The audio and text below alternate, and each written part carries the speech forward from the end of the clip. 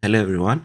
So in this video I wanted to talk about SQSQ, the AWS Simple Queue service, and how we actually use it and some of the use cases. So first let's cover the theory, how queue works, and then we can actually move on to an example of interacting with queue using local stack and Node.js server. So let's imagine a typical microservice environment. So you have a microservice for app one, which interacts with the user's service, and user service in terms interacts with its own database to actually update details. So one of the use case would be a request comes to app service one where they need to update the user profile. So when the request comes in, it will make another call to the user service, which will in turn update the details in its database and send response to the app service. So this is a typical architecture. But these two services are tightly coupled right now. As you can see, as soon as the request number of requests in the app one increases and app one service scales up, even user service needs to scale up to cater for that number of requests, for the increased number of requests. Additionally, even the database attached to the user service needs to scale up, because now since there are more number of requests, so there would be more CRUD operations happening and more number of requests coming to the database. It's one use case. The second one is, let's say we have multiple app services interacting with one single microservice users service to update the user data. So there could be multiple ways that user service gets updated in a microservice architecture, and things happen like that. So this service, whenever it gets request, it passes along to the user service to update the database, and it responds, and it does the same for all the four services.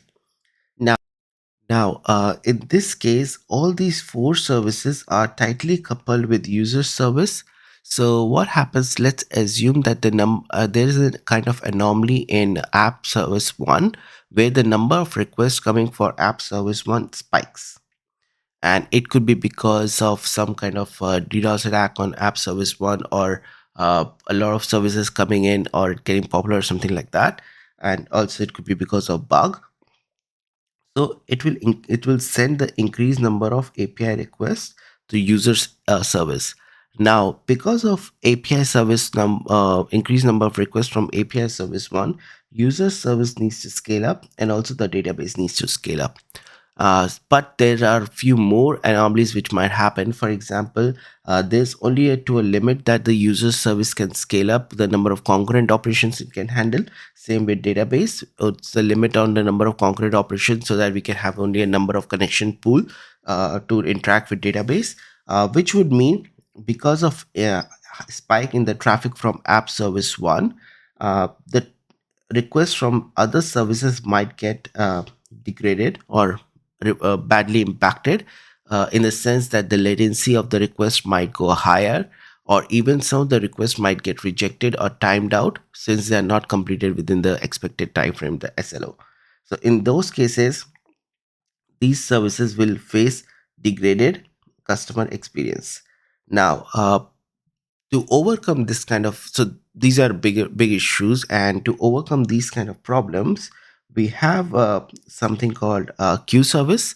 And the way queue service works is, we have users API. Rather than consuming requests, sending requests directly to it, it consumes events from a queue. And in this case, we can use the simple queue service from AWS. So, which would mean the four services, app service 1, 2, 3, and 4, rather than sending events directly to user service, now they'll send events to events queue. So, whatever we name the queue, they send the events to that queue. Now, the how the event might look is, they might look like type, update username, the username and the new username, and few more metadata to identify the record to update. But overall, this user service can read one event, identify okay what needs to be done, and update database accordingly. So In this case, what would happen is, let's say if either of those spikes, the number of requests from either of those services spike, they can still continue pushing events to the queue. So they can push events, any number of events they want. And user service, it will keep consuming events from this service as its capacity. So it won't increase that the number of requests from app service one went up, so it needs to go up. Rather, we need to scale it up in a more reliable manner and more predictable manner. So what can do is we can scale up. We can scale up the user service based on the number of events in the queue. And so it can be something like, if there are more than 1,000 events, keep increase the number of instances by one, or increase one more server. Or if there are more than 5,000 requests come events in the queue to be processed, then go to four servers. So we can scale up like that. So it's predictable, and these two services are now decoupled. So this set of services and user services are decoupled altogether. So they're not like they have to scale up together or something like that. So that's the use case of the queue and why we use queue. So Amazon offers a simple queue service, and the simple queue service has a concept of producer and a consumer. So producers in this case would be app service 1, 2, 3, 4, whatever they are. They send a message to the queue, and the consumer, in this case the user service, would receive the messages and process them. The thing is, once it receives the message and processes, it needs to delete the message from the queue. The benefits of using simple queue service by AWS are security. So you can there's an end-to-end encryption, and you can also encrypt the message itself using the keys from AWS. And then durability. So AWS uses multiple servers to store your queue. So if one of the servers goes down or something, the queue data won't be lost. It's durable, it's there. Availability, it's available in multiple zones and things like that. So availability is there. One of the region goes down, still it will be available. uh, Scalability is the important one. So we have two types of queues, one being standard queue, which has unlimited throughput. So let's say one of the service just goes up and up and up, like it has like way more number of requests, so it can push unlimited number of events to the queue. Simple service queue, like simple queue service, can scale up to any limit in those cases. Reliability. So AWS makes sure that whenever consumer reads a message, it gets hidden for some time. So this is called visibility timeout, and so that not like multiple consumers are reading the same message again and again. So we can be reliable that the message we got is not also being uh, received by other consumers. However, in standard queue, we have guarantee that it will be at least once delivered. So it might be delivered twice, but not uh, like if the queue event comes to the queue and it doesn't get delivered. We don't have it. It will definitely be delivered. Customization. So SQS offers customization to a great limit. So for example, right now the messages that we send to the queue have a limit of 256 kilobytes size. However, we can actually increase that. We can send messages by storing them in S3, so the messages could be of unlimited size. So it's customizable. We can even customize visibility timeout, and how the queue works. And so there are a lot of customization available. So talking about queues, so there are two types of queues, one called standard queue and the other called first in first out FIFO queue. And as mentioned, standard queue has unlimited throughput, and FIFO has high throughput. So high throughput is like, I think it has a limit of like 300 messages per second. So however, like 300 messages per second, in each message there could be like 10 payloads. So sorry, 300 requests per second. Now each request can have 10 messages. So that is 300 into 10 equals to 3000 messages per second. You can send up to 3000 messages per second. It's pretty high throughput. and standard queue offers at least once delivery, guarantees one at least once delivery, whereas in FIFA it's exactly once delivery. And standard this best effort ordering, and this is first in first out ordering guaranteed. Now, these two queues are different use cases where they apply. For example, first in first out, the FIFO queue would be used in an application, something like an e-commerce application, where we need to track the user's order. So we need to make sure that the orders don't get duplicated, that they don't get delivered twice, and also they are first in first out. So we know what the user order first, what user order second, so the orders can be processed in the same manner. Um, Things like that. Whereas standard queue is needed when we need something like unlimited throughput. So there could be multiple consumers who send multiple thousands of messages to for this service. So and we need it to keep consuming it for something like analytics events or uh, processing of an async event or something like that. Now, as mentioned, like the max payload for events are 256 kilobytes, but it can be increased. Now, the next thing is the dead letter queue. So what happens when the consumer gets an event? It needs to process the event and also delete the event within the visibility timeout time. And if it doesn't do so, maybe because something got errored out in the server or anything like that, so the event would be available again in the queue for next consumer to consume. However, we have a limit to it, the number of times it can get back to the queue after being read. After that limit is breached, it is rather than keeping that event in the main queue and consumers getting it again and again, we moved SQS moves those events into dead letter queue. So dead letter queue would be something like the events which got errored out or something like that.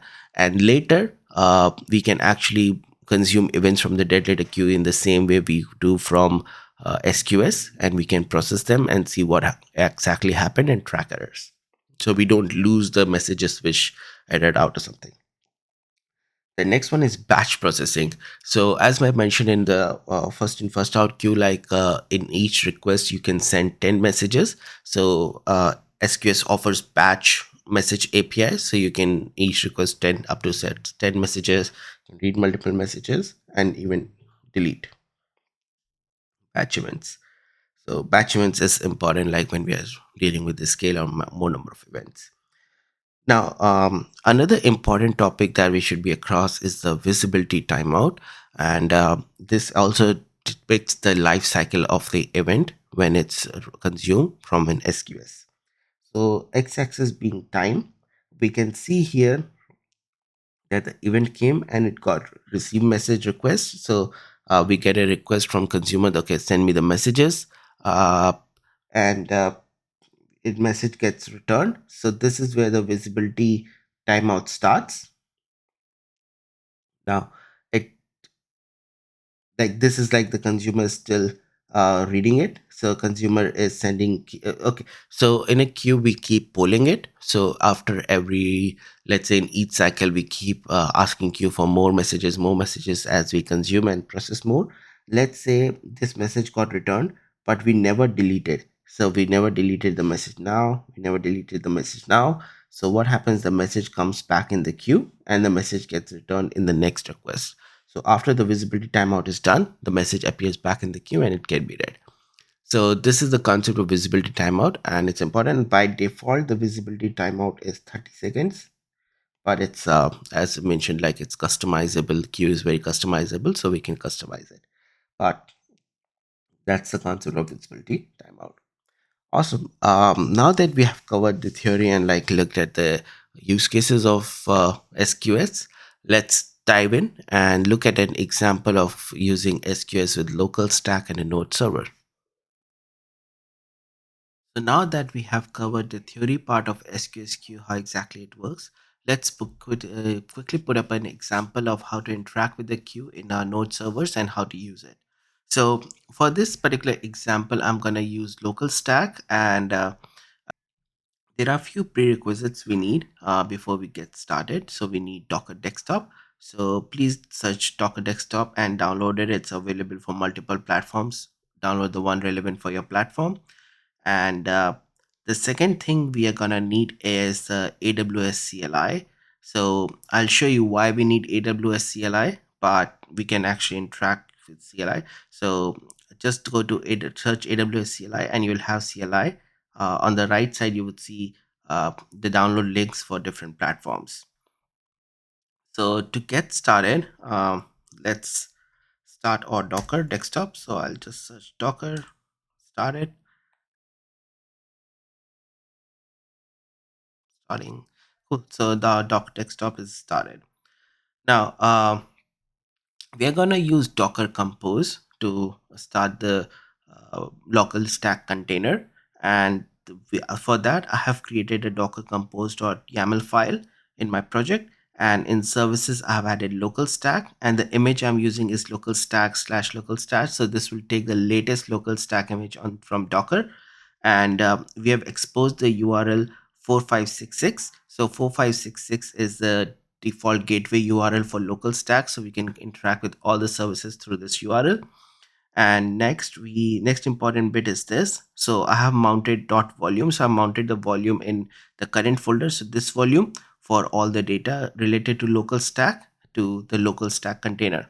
You can even use different folder for volume. A lot of time, if we don't concern about the data between restarts, so we can actually create this in the temp folder, so it gets deleted after some time and the memory is freed. So now that we have this file, let's start the local stack container. So for that, I'll just do docker compose up. So this will download the local stack image and then start the container. So it's downloading the image. So now that the image is downloaded and the container is started, so before diving into code, I'll just show you one quick example. So we also downloaded the AWS CLI from the link. So the way AWS CLI interacts with the local Docker image is you just use the AWS, and then you need to pass the point URL flag, and just give the HTTP localhost 566, and now I can do SQS list queues.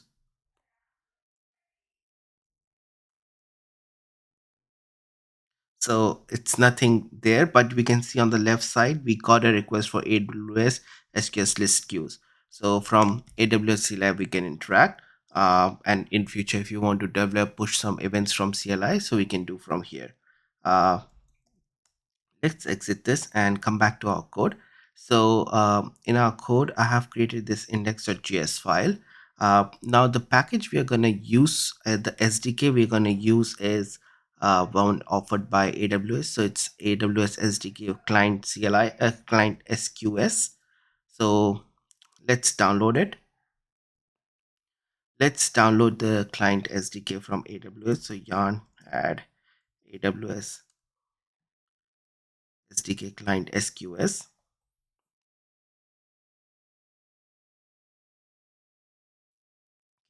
Now that it's downloaded, I'll close this just have this one. So now that it's downloaded, we can come here and let's import it. So you can just do require at AWS.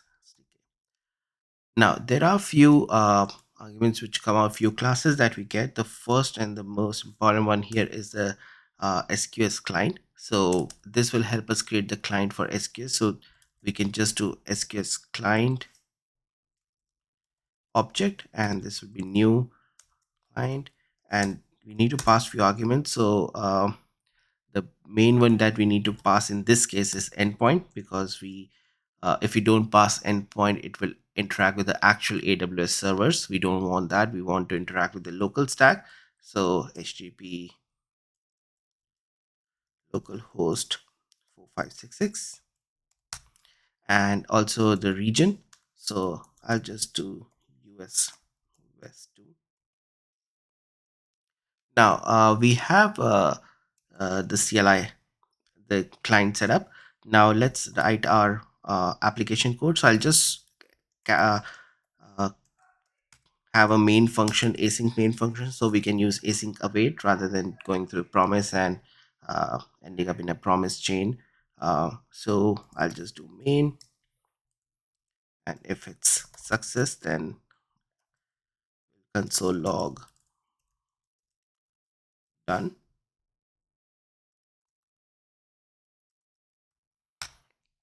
And in case there's an error, let's capture error and console.log error. So now that we have here, the way SQS client is set up is for each and every command, there's a separate class. So we need to create an object of it and send that object in SQS client.send method. So let's take an example. Let's list the queues that we have. So for that, we need to do uh, list queues, create an uh, variable to hold the object, and then new list queue command. So list queue command, and the way I'm doing is whenever I hit enter, it will import it from that client. So each command has a class for it. So let's do that, and let's come here. So I think it will take queue prefix, which is required. So let's just say test for now, and let's call it. Then we'll get queues equals await SQS client dot send, and let's send this command, this queues, and let's log it.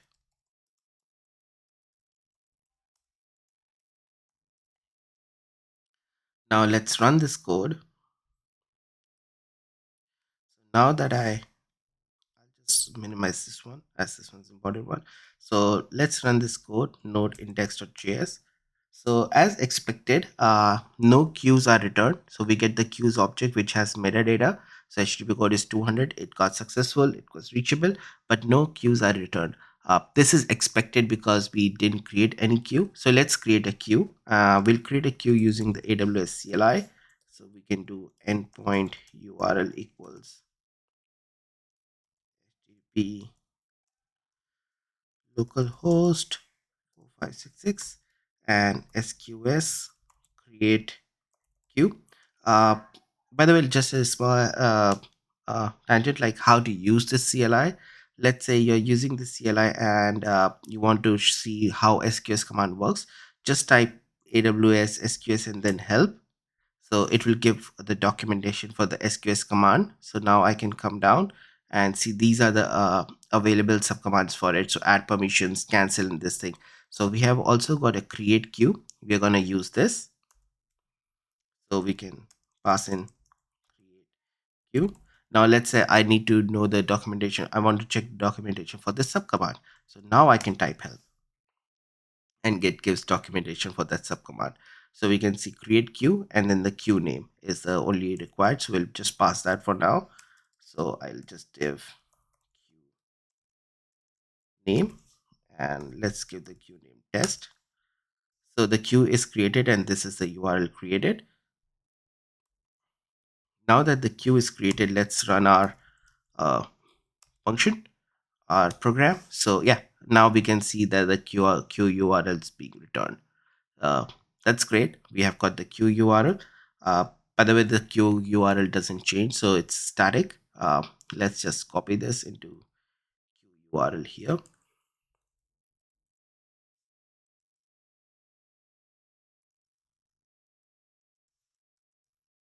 And I'll show you why I'm copying this, like it would be used a lot. So now that we saw how to query the number or list all the queues, let's send a message to the queue. So again, for that, as you might have guessed, we have send message command, and we have class called send message command.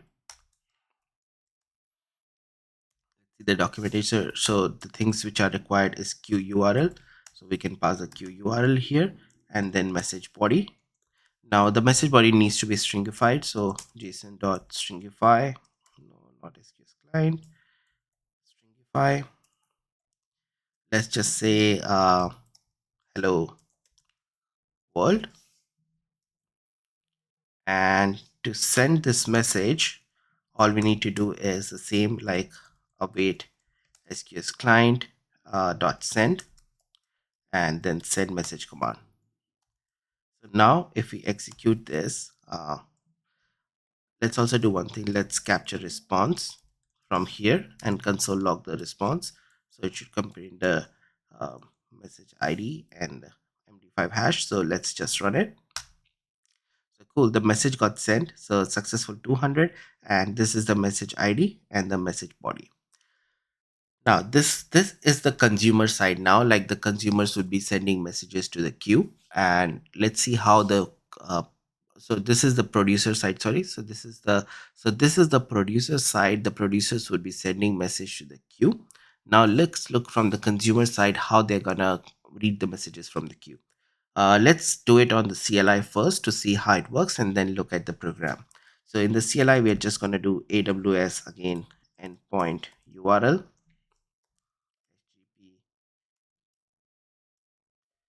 How does it go? Yeah, local host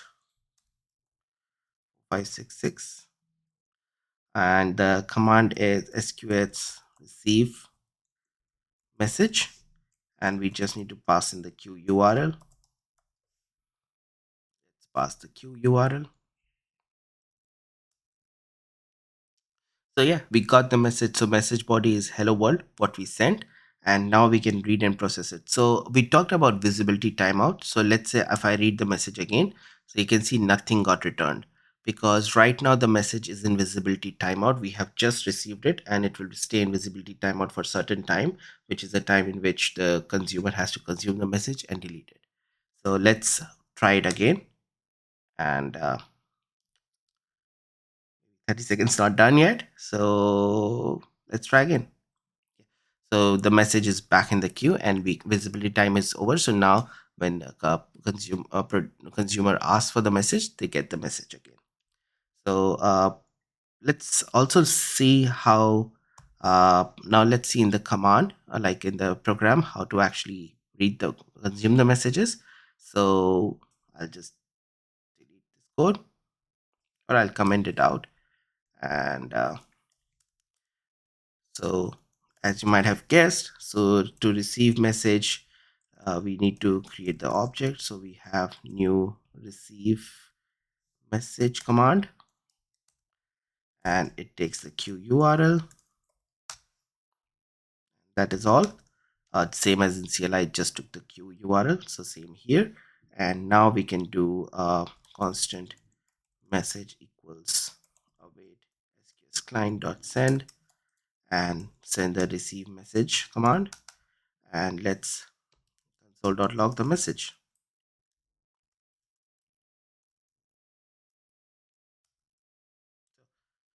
We got the, oh sorry, I ran the CLI command. So node index.js.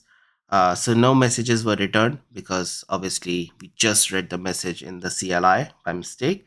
So let's wait for the visibility timeout and then run and see, make sure that it works.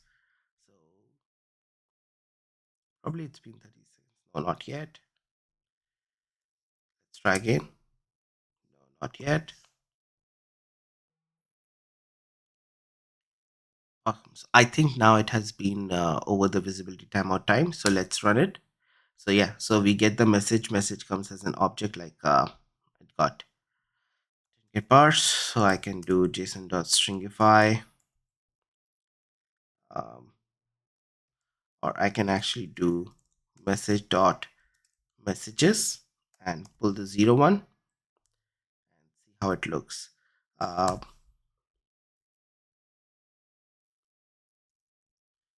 Colon here. Okay, so it's not available. It's a TypeScript nullish uh, argument.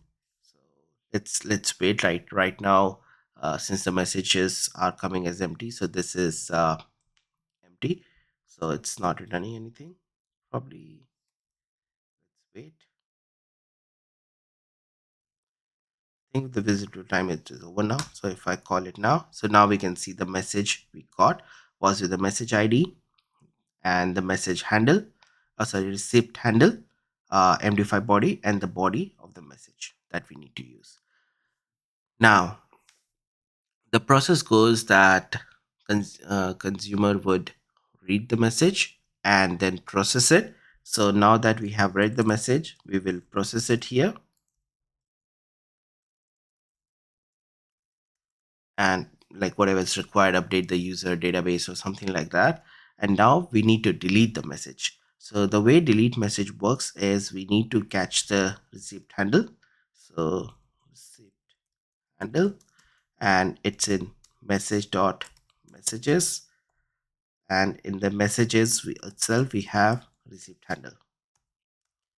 And now to delete the messages, again, as you guessed, there is delete message command.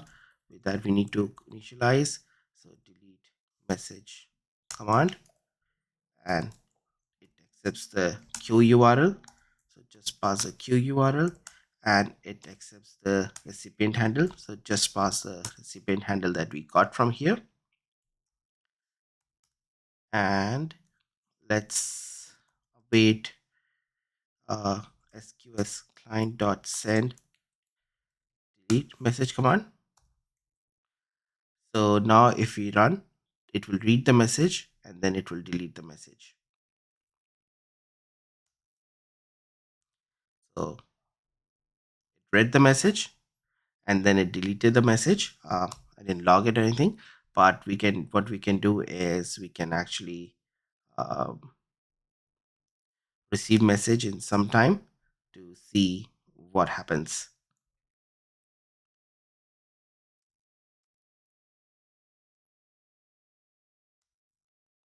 Nothing gets returned, like the visibility timeout has paused, but no messages get returned because there is nothing there. So overall, this is the flow, and this is exactly what we do. We get the queue URL. So once the queues are created, the URLs are static, they don't change, so you can pass them along, and they use the queue URL. And the producer side, they send the messages in the queue, so they could be sending multiple messages, they can send it. And in receipt handle, in the our code, we actually receive message in a loop. So for example, uh, we can do something like while true, and within this we'll do this.